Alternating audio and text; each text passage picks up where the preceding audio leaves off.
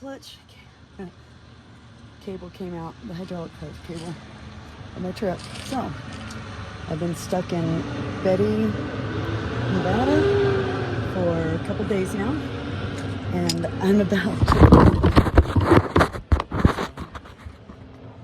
hotter than hell out here. Let's see if I can get it going. Popped right out.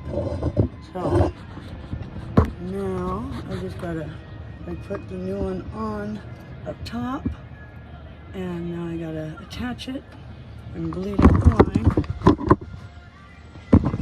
and hopefully get back on the road.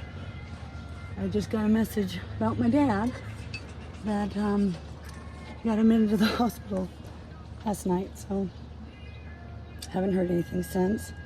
A little nervous about that. Die-off is still going on, but it's gotten a little better. People here have been really accommodating and hospitable, which has been a relief, to say the least. So somebody let me borrow a shower, or take a shower at their place. Somebody let me borrow their hydraulic or line bleeding kit, so that's been a blessing. Hopefully I can get a hold of my dad.